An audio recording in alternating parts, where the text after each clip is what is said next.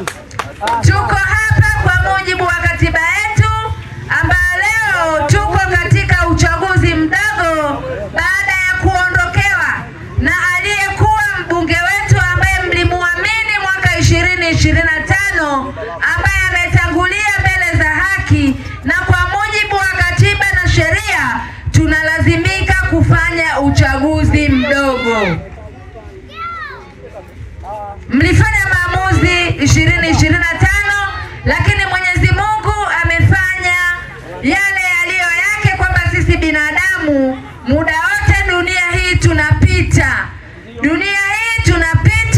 lakini kwa mujibu wa taratibu ni lazima tupate mwakilishi mwingine wa wananchi, na kama ilivyo mila na taratibu, desturi, kanuni, sheria, lazima wagombea wa vyama mbalimbali wapite kuomba ridhaa yenu, na nyie siku ya tarehe 26 mwezi wa pili mkamchague mgombea mmoja tu ambaye ndiye atakayekuwa mwakilishi wenu.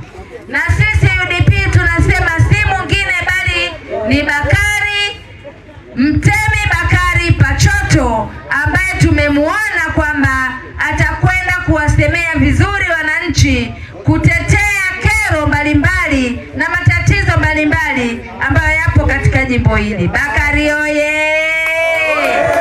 Bakari anatosha toshi. Tunaomba ridhaa yenu siku ya tarehe 26 mfanye maamuzi sahihi, mumtume kijana mwenzenu muda wote halali kuhakikisha anakwenda kutekeleza na kusimamia mipango na mikakati yote ambayo mtamtuma siku ya tarehe 26. Ndugu zangu, pamoja na Bakari kumleta hapa kwenu leo, chama chetu kilipitisha ilani ambayo ina vipaumbele kadhaa kwenye sekta ya afya, kwenye sekta ya maji, kwenye elimu pamoja na afya. Kwenye swala zima la elimu tumedhamiria kutoa elimu bure kuanzia ngazi ya chekechea mpaka elimu ya juu. Tukisema elimu ya juu maana yake ni vyuo, na hilo siwadanganye mtu, linawezekana kwa sababu Tanzania tuna rasilimali za kutosha. Hivyo muhimu ni usimamizi mzuri ambao leo Bakari mtakapomtuma kwenda bungeni atakwenda kutetea yale yote ambayo yataleta tija kwa wanaperamio. Wananchi oye! Wananchi safi!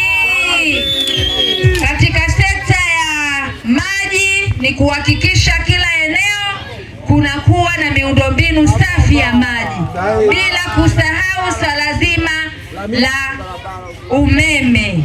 Katika maeneo mbalimbali tumeona kuna umeme, lakini katika maeneo mengine ya pembezoni tunaona kuna changamoto hiyo, ambayo Bakari mkimtuma atakwenda kusimamia vilivyo.